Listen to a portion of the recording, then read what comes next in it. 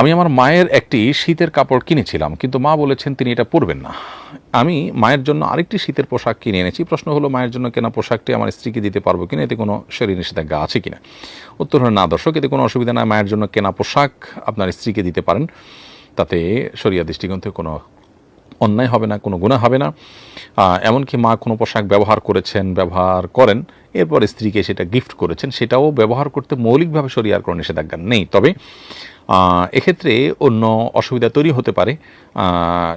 যেমন আপনার স্ত্রীর পোশাক মায়ের পোশাক স্ত্রী হলে আপনার মধ্যে ভুল বোঝাবুঝি তৈরি হতে পারে, বা ছেলের মধ্যে এটার কারণে কোনো সমস্যা তৈরি হতে পারে, তিনি কোনো আপনার দ্বিধাদ্বন্দ্বে পড়ে যেতে পারেন।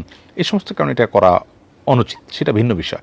বাট মৌলিকভাবে এরকম পোশাক আদান প্রদান করা, একজনটা আরেকজনকে দেওয়া বা একজনের জন্য কিনে আরেকজনকে দেওয়াতে কোনো অসুবিধা। একজন লিখেছেন, ব্যবসায়ীরা পণ্যের ব্র্যান্ডিং ও মার্কেটিংয়ের মাধ্যমে ভোক্তাকে মনস্তাত্ত্বিকভাবে ধরাশয়ী করেন। মার্কেটিংয়ের প্রভাবে প্রভাবিত হওয়ার কারণে ভোক্তা স্বাধীনভাবে সিদ্ধান্ত নিতে পারেন না। খারাপ পণ্য মার্কেটিংয়ের প্রভাবে ভালো বলে প্রতিভাত হয়।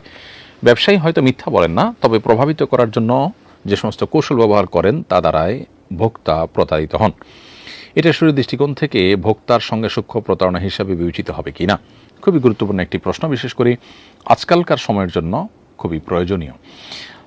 যারা অনলাইন মার্কেটিং করে থাকেন বা বিভিন্নভাবে মার্কেটিং করে থাকেন নিজেদের পণ্যের, তাদের উচিত সর্বোচ্চ লক্ষ্য করা যে কোনোভাবে যেন ভোক্তার কাছে ভুল বার্তা না যায়। আপনি জানেন যে এখান থেকে ভুল বার্তা যাবে, তারপরও আপনি সেভাবে মার্কেটিং করছেন, তাহলে সেক্ষেত্রে এটা প্রতারণার শামিল হবে। এবং নবী সাল্লাল্লাহু আলাইহি ওয়াসাল্লাম বলেছেন, মান গাশশা ফালাইসা মিন্না, যে ব্যক্তি প্রতারণা করে ধোঁকা দেয় আমার উম্মতের অন্তর্ভুক্ত সে হতে পারে না। অতএব আপনি সামান্য লাভের জন্য একজন মানুষকে প্রতারিত করতে পারেন না। তবে হ্যাঁ, আপনি আপনার পণ্যের অ্যাডভার্টাইজমেন্ট এবং মার্কেটিংয়ের জন্য, প্রচারণার জন্য আপনি অবশ্যই সর্বোচ্চ চেষ্টা করতে পারেন। গুণগত মান ইত্যাদি যদি অতিরঞ্জন না করে বলেন, এবং আপনার যা গুণ আছে সেগুলোকে আপনি যদি হাইলাইট করার চেষ্টা করেন, তাহলে সেক্ষেত্রে আপনার এক্ষেত্রে কোনো দোষ থাকবে না। ক্রেতার কর্তব্য হলো সে এটাকে ভালো করে দেখে শুনে কেনা। যা নাই সেটা বললেন, আপনি মিথ্যা বললেন, অথবা এমনভাবে বললেন যে প্রতারণা হয়ে যায়, মানুষ ধোঁকার মধ্যে পড়ে যায়, বাস্তবে যা না আপনি উপস্থাপন সেভাবে করলেন, এরকম যদি হয় তাহলে সেটা গুনাহের শামিল হবে। আজকাল অনেকে এইভাবে প্রচারণা করে থাকেন। আপনার বক্তব্যের মধ্যে মিথ্যা কিছু নাই, অসত্য কিছু নাই, এবং ভুল বুঝে বিভ্রান্ত হওয়ার মতো কিছু নাই। যা আছে সেটাকে আপনি যত ভালোভাবে, যত আকর্ষণীয়ভাবে উপস্থাপন করা দরকার হয় করেছেন, তাতে কোনো অসুবিধা নেই ইনশাআল্লাহ তাআলা। এরপরে প্রশ্ন হলো, আমাদের গ্রামে প্রতি বছর বড় করে ওয়াজ মাহফিল হয়, সেখানে অনেক মানুষের দেওয়া টাকায় খাবারের আয়োজন করা হয়। আমার আব্বু সেখান থেকে খাবার নিয়ে আসেন। যেহেতু খাবারটি অনেক মানুষের টাকায় ব্যবস্থা করা এবং তাদের কার উপার্জন হালাল কার উপার্জন হারাম তা জানা নেই, এই খাবার খাওয়া কি জায়েজ, নাকি এমন খাবার এড়িয়ে চলাই উত্তম হবে? প্রিয় দর্শকের উত্তর হলো যে এই ধরনের খাবার খাওয়া মৌলিকভাবে জায়েজ। মুসলমানরা দান করেছেন, সে দানের মধ্যে কারোর হারাম টাকা থাকতে পারে, এটা হলো সম্ভাবনার কথা, আপনি নিশ্চিত নন। তো এরকম সম্ভাবনার কারণে আসলে কোনো কিছু হারাম হয়ে যায় না, ফলে এ ধরনের খাবার খেলে সেটি গুনাহ হবে না। তবে হ্যাঁ, হারাম হালাল সব রকমের টাকা এখানে থাকতে পারে, এই সন্দেহ থেকে আপনি খাবার অ্যাভয়েড করলেন, এবং এই অ্যাভয়েড করাটা যদি আপনার হারাম থেকে বাঁচার প্রয়োজনে হয় এবং সবসময় আপনি এরকম করেন, এরকম মানসিকতা আপনার থাকে, সেটা তো প্রশংসনীয়, সেটা হবে তাকওয়ার দাবি। কিন্তু আপনি কোনোভাবে এই খাবার যিনি খেয়েছেন তিনি হারাম খেয়েছেন এমনটি বলার কোনো কারণ নাই, এবং নিজে খেলেও হারাম হবে এমন মনে করার কোনো কারণ নেই। সাধারণত মুসলমানদের দান দক্ষিণা, তাদের খাবার, এটার প্রতি সুধারণা পোষণ করতে হবে আমাদেরকে। এরকম বর্ণনাই আমরা পাই নবী সাল্লাল্লাহু আলাইহি ওয়াসাল্লাম থেকে। মুসাদ্দাদ হাকিম বর্ণিত হয়েছে, আবু রাদিয়াল্লাহু তাআলা থেকে নবী সাল্লাল্লাহু আলাইহি ওয়াসাল্লাম বলেছেন, ইজা দাখালতা আলা আখিকাল মুসলিম ফাআত আমাকা তুআমান ফাকুল ওয়ালা তাসআলহু। তুমি যদি কোনো মুসলিম ভাইয়ের কাছে যাও, কেউ যদি তোমাকে খাবার খাওয়ায়, তাহলে সে খাবার তুমি খাও, তাকে জিজ্ঞেস করতে যাও না এটা কি হালাল নাকি হারাম। তো এখান থেকে পরিষ্কারভাবে বোঝা গেল যে এ ধরনের খাবারকে হারাম মনে করে দূরে থাকার কোনো কারণ নেই। তবে হ্যাঁ, হারাম হওয়ার সম্ভাবনা যদি জোরালো থাকে, হালাল মিশ্র হয় আপনি জানেন, তাহলে সেক্ষেত্রে আপনি অ্যাভয়েড করতে পারেন শুধু তাকওয়ার খাতিরে, সেটাও আপনাকে শরিয়া বাধ্য করে না, অর্থাৎ সেটি খেলে গুনাহ হবে না। এরপরে প্রশ্ন হলো, আমাদের বিয়ের 2 বছর পর ঝগড়ার এক পর্যায়ে আমার স্বামী আমাকে 3 তালাক দেয়। বিষয়টি লোকলজ্জা ও সন্তানের কারণে কাউকে জানাইনি। এরপর আরও 2 বছর আমরা এক বাসায় থাকি। এ সময় বারবার সহবাসও হতো। আমি নিয়মিত 5 ওয়াক্ত নামাজ আদায় করেছি। সম্প্রতি আমাদের চূড়ান্ত বিচ্ছেদ হয়েছে। প্রশ্ন হলো, 3 তালাকের পর ওই 2 বছর আমি যে নামাজগুলো আদায় করেছি সেগুলো কি পুনরায় কাজা পড়তে হবে? উত্তর হলো না। সেই নামাজ আপনাকে পুনরায় পড়তে হবে না। তবে 3 তালাক হয়ে যাওয়ার পরও যে সম্পর্ক হয়েছে, সেটা জেনা হয়েছে, সেটার জন্য আল্লাহর কাছে তওবা নাসুহা করতে হবে, খাঁটি অন্তরে তওবা করতে হবে, এবং জীবনে কখনো এরকম ভুল যেন না হয় সেজন্য সংকল্প করতে হবে, উদ্যোগ নিতে হবে। এর বাইরে নামাজ বা অন্য কোনো ইবাদত আপনি করে থাকলে সেই ইবাদত কবুল হওয়া না হওয়া বা সেই ইবাদত বিশুদ্ধ হওয়া না হওয়ার সম্পর্ক এটার সাথে নেই, ফলে সেই নামাজগুলো আপনার আদায় করতে আর হবে না পুনরায়। এরপরে প্রশ্ন হলো, ইস্তেহাজাগ্রস্ত নারী কি ওয়াক্তের ভেতর ফরজ সুন্নত সকল নামাজ একই ওযু দ্বারা আদায় করতে পারবে? উত্তর হলো হ্যাঁ, পারবে। কোনো নারী যদি ইস্তেহাজাগ্রস্ত হন, অর্থাৎ মাসিকের পরও তার ব্লিডিং অব্যাহত থাকে, যেটা মাসিকের টাইম ওভার হয়ে গেছে তারপরও দেখা যাচ্ছে এটাকে অসুস্থতার ব্লিডিং বা ইস্তেহাজার ব্লিডিং মনে করা হবে, এবং কেউ যদি এরকম অনবরত তার শরীর থেকে রক্ত, পুজ, পানি ইত্যাদি বের হতে থাকে বা এই জাতীয় পরিস্থিতি যদি কারোর মধ্যে থাকে, তাহলে তাকে মাজুর বলা হয়। মাজুর ব্যক্তি প্রত্যেক ওয়াক্ত নামাজের জন্য ওযু করবেন। ওযু করার পর পরবর্তী ওয়াক্ত আসার আগ পর্যন্ত এই ওয়াক্তের ভিতরে তিনি যত খুশি তত নামাজ পড়তে পারেন। এর মধ্যে ফরজ নামাজও পড়তে পারেন, নফল নামাজও একই ওযু দিয়ে পড়তে পারবেন।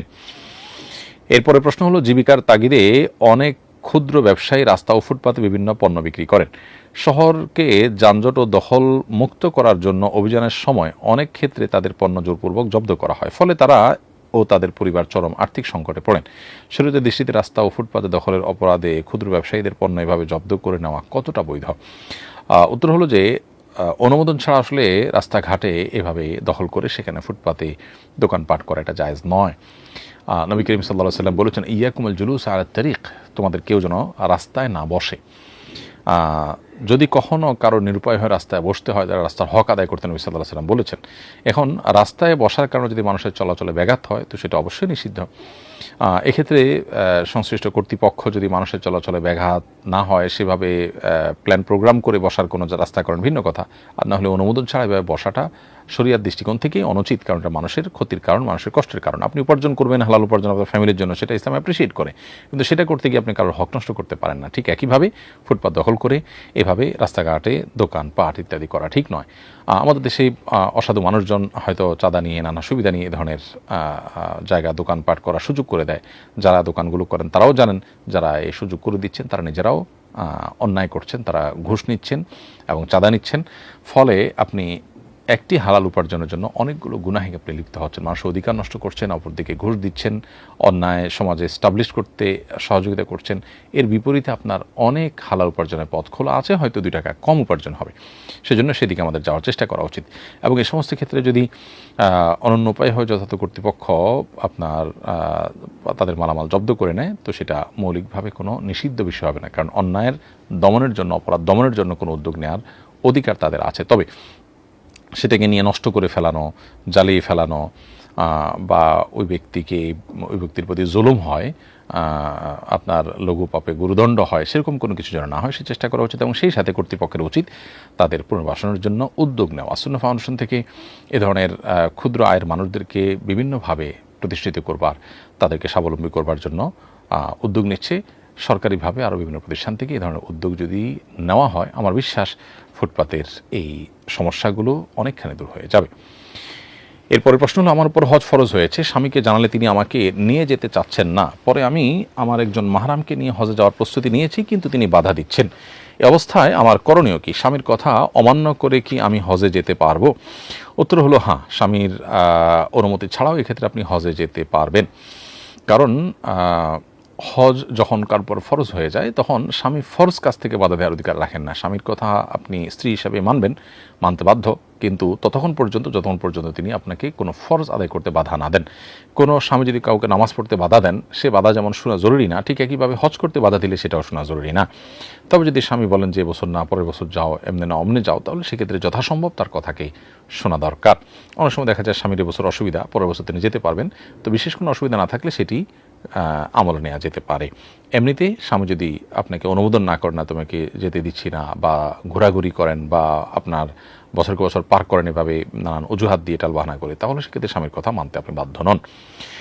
অনেককে বলতে শুনি শার্ট প্যান্ট এবং স্যুট টাই পরা উচিত নয়, কারণ এতে ইহুদি নাসারাদের সাদৃশ্য গ্রহণ করা হয়, কিন্তু পেশাগত কারণে আমাকে এসব পোশাকই পরতে হয়। আমি জানতে চাই কোন কোন ক্ষেত্রে ইহুদি খ্রিস্টানদের সাদৃশ্য গ্রহণ করা নিষিদ্ধ? উত্তর হলো, আকীদার ক্ষেত্রে, বিশ্বাসের ক্ষেত্রে তারা যে বিশ্বাস করে ওইরকম বিশ্বাস ধারণ করা এটা কুফর, এটা ঈমান থেকে মানুষকে বের করে দেয়। এর বাইরে আকীদা নয়, এরকম যে সমস্ত বিষয়গুলো ইহুদি খ্রিস্টান বা অন্য ধর্মাবলম্বীদের প্রতীকী বিষয়ে পরিণত হয়েছে, তাদের ধর্মের একটা মার্কা হয়েছে। যেমন হিন্দুরা ধুতি পরে, ফর এক্সাম্পল, খ্রিস্টানরা ক্রুশ চিহ্ন তাদের শরীরে ধারণ করে নানাভাবে, এগুলো প্রতীকী বিষয়। এগুলোর ক্ষেত্রেও তাদের সাদৃশ্য গ্রহণ করা হারাম পরিষ্কারভাবে। আর যে সমস্ত বিষয়গুলো মুসলিম অমুসলিম সকলের মধ্যে প্রচলিত এবং এগুলোর মধ্যে কোনো ধর্মীয় সিম্বলের জায়গা থাকেনি, সেগুলো ক্ষেত্রে সাদৃশ্য যদি হয়ে যায় তাদের সাথে, তাতে অসুবিধা নেই। কোট, টাই, স্যুট, প্যান্ট এগুলো খ্রিস্টান বা কোনো ধর্মের মানুষের প্রতীকে সীমাবদ্ধ নয়, বরং এটা তারা তাদের বাইরে সবাই পরে, এটা পুরা দেখে কাউকে তার ধর্মীয় পরিচয় চিহ্নিত করা যায় না। ফলে এটা কোনো মুসলমান পড়লে তিনি গুনাহ করেছেন, হারাম করেছেন এবং ইহুদি খ্রিস্টানদের সাথে সাদৃশ্য হয়েছে এমনটি বলবার কোনো কারণ নেই। শুধুমাত্র শরীরে কোনো নিষেধাজ্ঞা যেন লঙ্ঘন না হয়, যেমন টাকনু নিচে যেন পোশাক না যায়, উপর দিক থেকে কোনো পোশাক যেন না যায়, সেদিকটা খেয়াল করলে ইনশাআল্লাহ আপনার জন্য এটি জায়েজ হবে। নির্বাচনের সময় প্রার্থীরা মানুষের বাড়ির দেয়ালে পোস্টার লাগান, এতে দেয়ালের সৌন্দর্য নষ্ট হয়। বিনা অনুমতিতে কারো ব্যক্তি মালিকানাধীন বাড়ির দেয়ালে পোস্টার লাগানো জায়েজ হবে কিনা? উত্তর হলো না। বিনা অনুমতিতে কারোর বাড়ির দেয়ালে পোস্টার লাগানো এটা অনুচিত, এটা নাজায়েজ কাজ, এটা তার অধিকার লঙ্ঘন করা। আমরা আমাদের এই গণতান্ত্রিক সমাজে বিশেষ করে এই ধরনের কর্মকাণ্ডকে কোনো অপরাধ মনে করি না, যেটা খুবই দুর্ভাগ্যজনক বাস্তবতা। আমি আফ্রিকার উগান্ডার মতো দেশে দেখেছি যে সেখানে নির্বাচনের ঠিক আগ মুহূর্তে আমরা গিয়েছিলাম, সেখানে তারা কোনো ওয়ালে বা ইয়েতে সাধারণত পোস্টার লাগানোটা আমাদের চোখে খুব একটা পড়েনি, বরং নির্দিষ্ট জায়গায় তারা পোস্টার লাগাচ্ছেন। তো আপনি মনে চাইলেও কারোর দেয়ালে পোস্টার লাগালেন, মনে চাইলেও কারোর দেয়ালে আপনি দেয়াল লিখন করলেন, চিকা মারলেন, অন্যরা অনেকে মারে সে যুক্তিতে আপনিও মারলেন, এটা কোনো অবস্থাতেই উচিত নয়, গ্রহণযোগ্য নয়।